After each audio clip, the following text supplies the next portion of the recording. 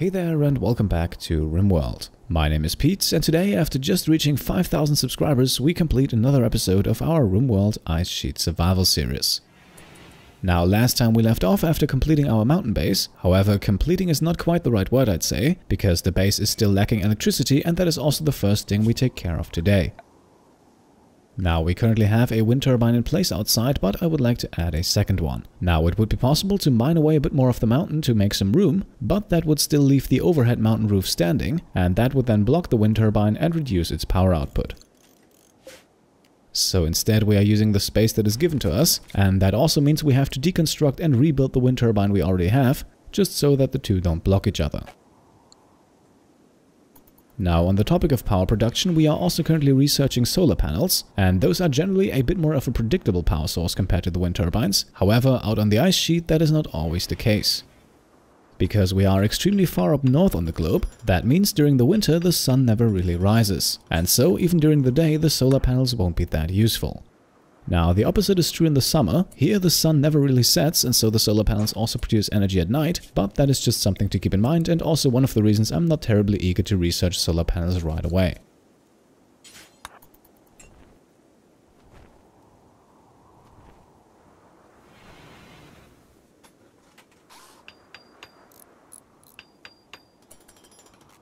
Alright, now the two wind turbines are installed, but they're not connected yet. That is a task for the next day, though. For now, Cambiar can get some rest.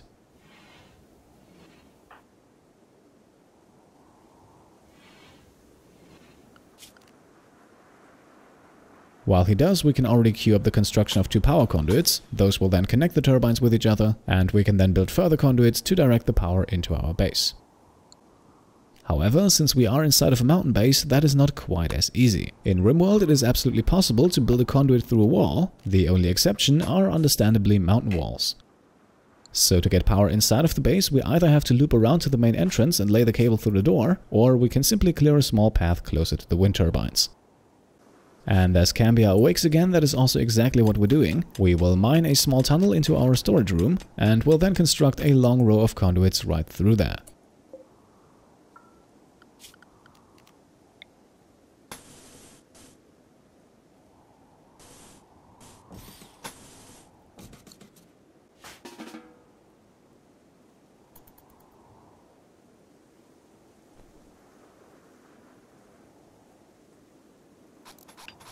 Once everything is constructed, we can already see the power connection is there, the lamp has started to glow, and our base therefore now has power.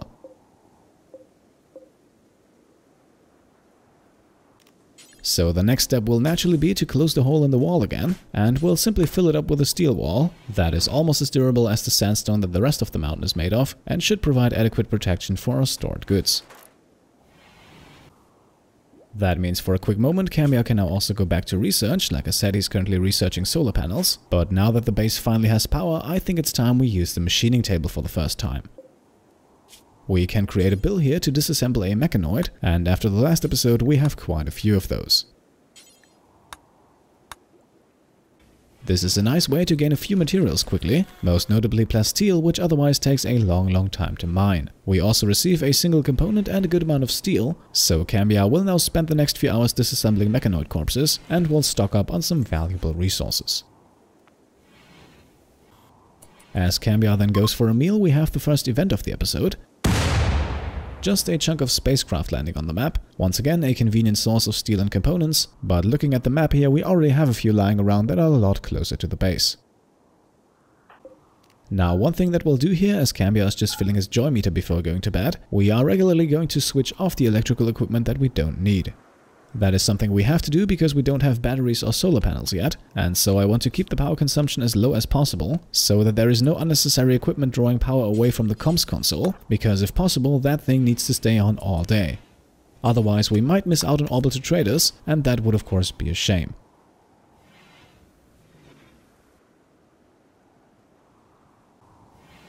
And now that we have power, I would say the mountain base is more or less finished, and that means we can start with some tedious hauling.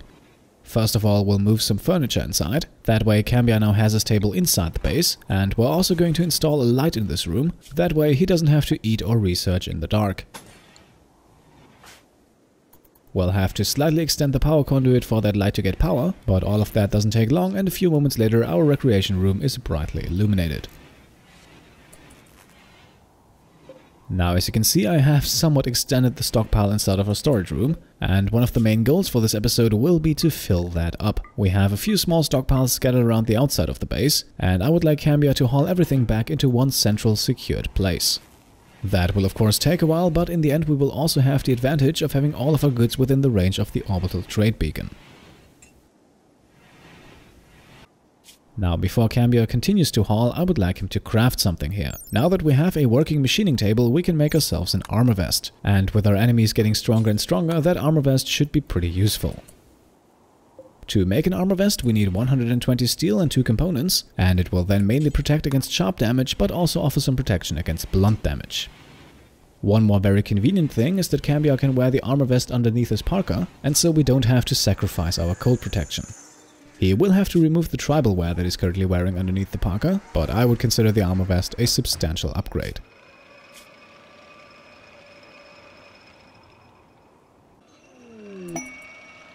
Apart from a beautiful aurora, not much happens then for the rest of the day, and so Cambiar soon heads off to bed. On the next day he then continues with the crafting work and soon after finishes the armor vest. Now, unfortunately, the quality here is only shoddy, but still the protection values are quite good, and we have more than enough materials to always craft a new one.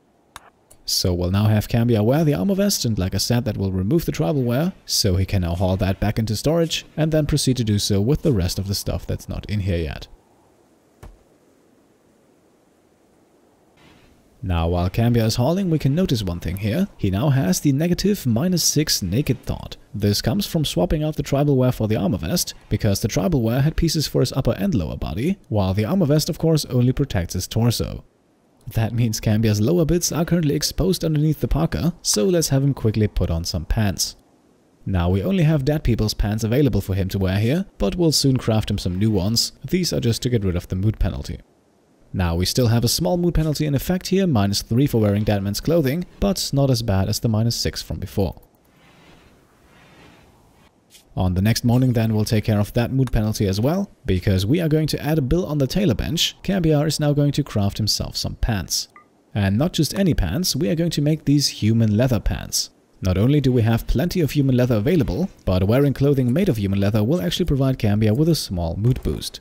But we'll see that for ourselves in just a moment.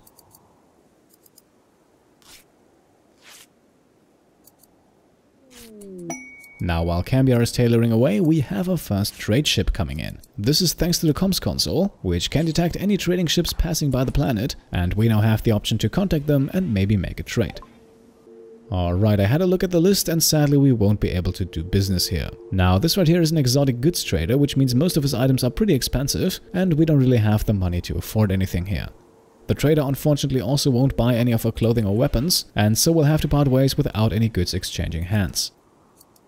One more thing to keep in mind here, we can of course also only trade away things that are within range of our orbital trade beacon. Everything else can only be traded to traders who are physically present. To exchange goods with a ship, however, they have to be close to a beacon. So in the future, once we have everything in our storage room, the situation might look a bit differently.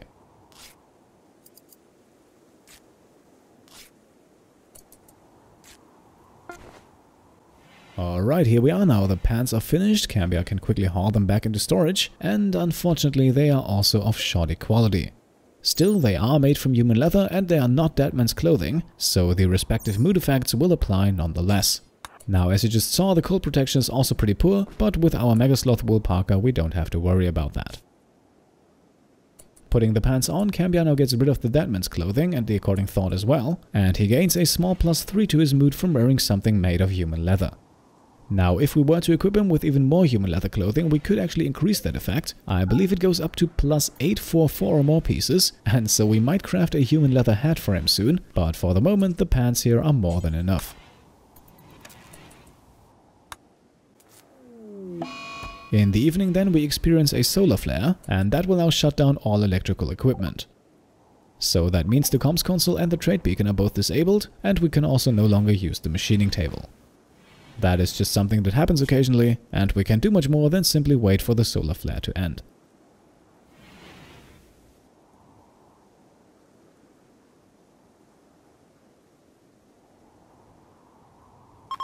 and luckily it doesn't last long, and so after a few hours things are back to normal.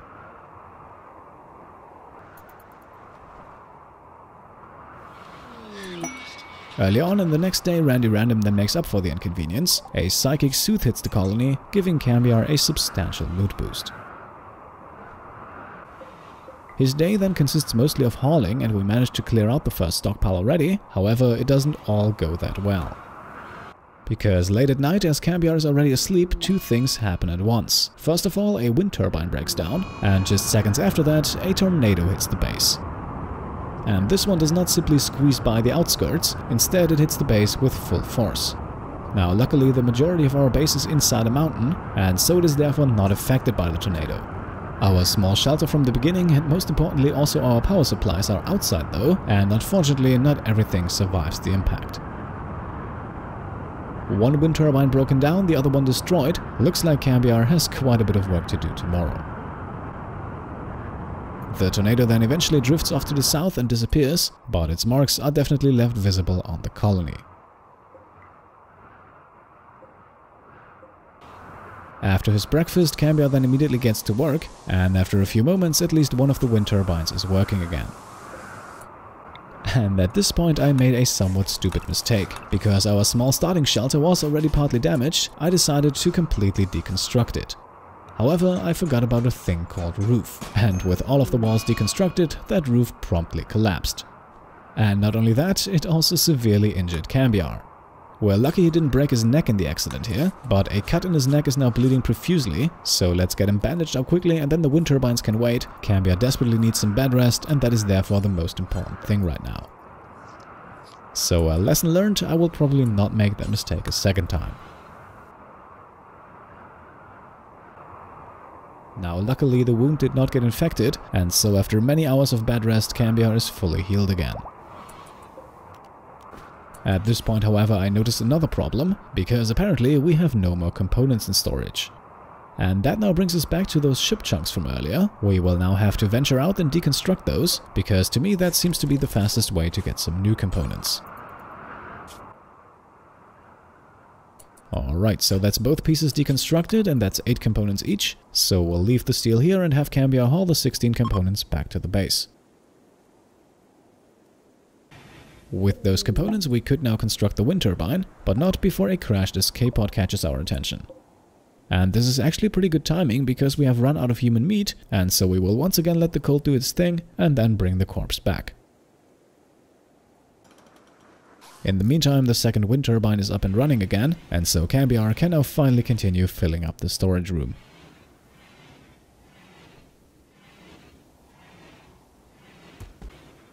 By the time the sun rises on the next morning, our crashed survivor has then sadly passed away. We can see some signs of a struggle on the floor, but all that achieved was to bring her a bit closer to the base. And while we're on the topic of dead bodies, we will now use Cambiar's old bedroom as a bit of a storage room for corpses. I want to get away from storing them outside, and I also don't want them in Cambiar's main storage room, so this room right here seems ideal for the task. It is big enough and sufficiently protected, and so let's haul our first corpse inside. That corpse, however, doesn't stay there long, because I imagine that Cambiar is in dire need of human flesh, and so he soon begins chopping the corpse into pieces. The rest of the day, and for that part also the majority of the next one, proceed without incidents, and so as Cambiar heads off to bed once again, we have almost everything inside of our main storage room already. And with the arrival of the next morning, the tedious hauling task finally comes to an end. Everything is now in one place, safe inside of the mountain. As Cambiar then once again heads out to bring back the steel from the ship chunks, we can see another escape pod crash down. And with this one we'll proceed just like with the previous one. We'll simply have Cambiar come back here in a few hours. Cambiar then continues his day with a bit of base cleaning, until we are once again messaged with a call for help. Now I know I declined one of those in the last episode, and once again I fear the raid will be pretty strong this time, but our defenses are strong and the main objective of our attackers will always be to recapture the refugee, so let's offer our safety and see what Randy Random throws at us. Alright, so we now have Nicole join the colony here, not a bad colonist by any means, but I have a feeling she won't survive the encounter. Okay, and here are now her pursuers. Alright, that's 9 guys if I counted correctly. Quite a few of them equipped with ranged weapons. And simply because of their numbers, I feel like we have to engage before they hit our defenses. So we'll send Cambiar out here, get him into cover, and then wait for the attackers to arrive. In the meantime, Nicole already begins to suffer from hypothermia. Once again, another very good indicator of her survival chances. While our enemies are approaching, we then also get cargo pods dropping down. These ones have smoke leaves in them, but I think we have more important things to worry about.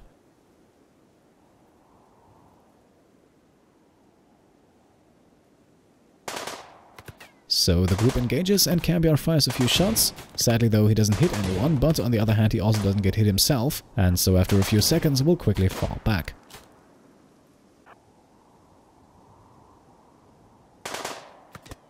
This gives us another chance to fire away from cover, and this time a few stray bullets hit the targets, but unfortunately Cambiar also gets wounded in the process. A revolver gunshot has hit his right leg, and so Cambiar's movement speed is now a bit slowed down, but I think he will still manage to get back to the base in time.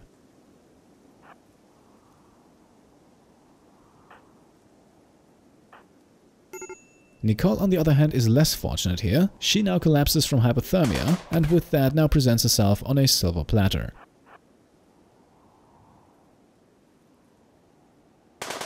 Now, I admit this was more or less the expected outcome for her, and with Cambiar injured, we can't really worry about her at the moment. Our lone survivor, meanwhile, makes it safely back into the base, and our attackers also suffer their first casualty.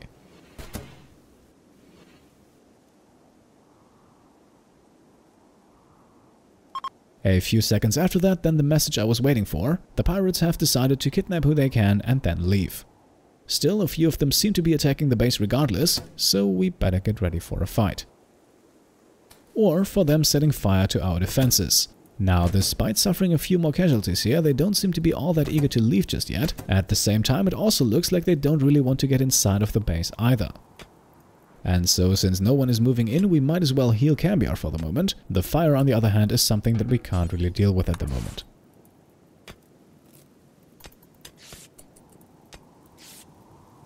Alright, a few walls are destroyed and the majority of the enemies is finally leaving. One of them has made it into the base, however, but Cambiar quickly shoots him dead at close range. We can then prompt another one to leave by shooting at him as well. He stays alive though and quickly follows his companions. However, one more dead body couldn't hurt our stockpile, and so Cambiar immediately pursues. Another wave of bullets hits, slowing down the target even further, and a few seconds after that, Cambiar finally lands the killing burst. Just around the corner then, another enemy seems to be pretty occupied with hacking his way through a wall, and that gives us another chance to increase the death toll. Alright, and that's it. We successfully defended against the 9-person raid. Yes, Cambiar did suffer a small injury himself, but considering the amount of bodies and equipment we now have ready to take, paying that price was more than worth it. So, now begins the cleanup process. We can already tell Cambiar to rebuild the destroyed wall sections, and the deadfall traps will also need to be rearmed soon. I also noticed here that one of the attackers had a good quality machine pistol. That is one quality level higher than the one that Cambiar currently has equipped. He just has a normal one, albeit that one has slightly more hit points. For the moment though, we'll switch him to the better quality version. The stats here give that one a slight advantage. After extinguishing some fires and rebuilding some walls, Cambiar then heads off to bed. Once again, we had our fair share of troubles with infections in the past, and I don't want Cambiar to suffer through one again.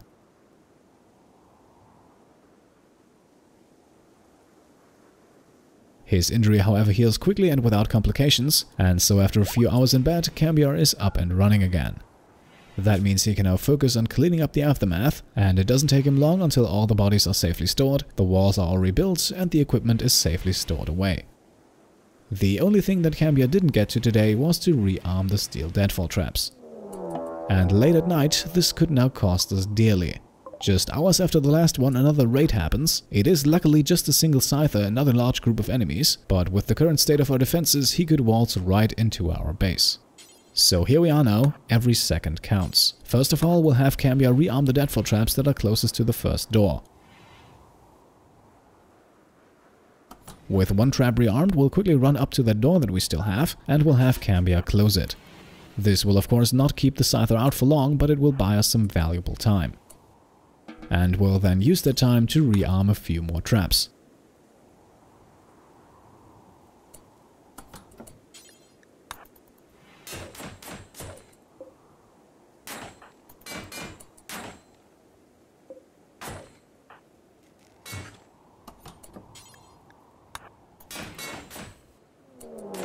Just as we are done with the third one, however, we have another threat emerging. A group of man-hunting muffalos have entered the area. Now, normally those would now attack the Scyther, but unfortunately he has already broken through the door, and with 4 traps now up and ready, I hope it doesn't survive for all that long.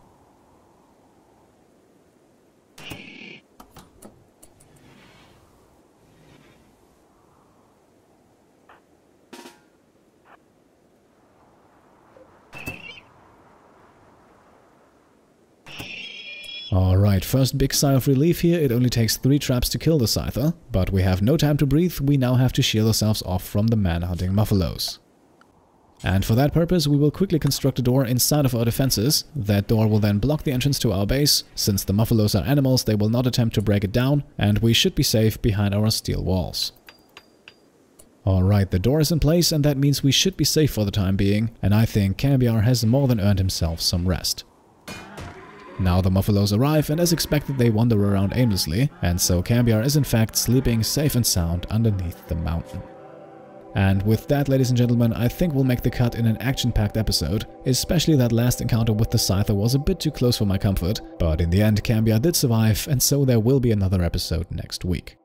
In the meantime, if you like this one, then leave a thumbs up, and if you want to support the channel and stay up to date on the series, then go ahead and subscribe. Thank you all for watching, and I'll see you next time. Cheers.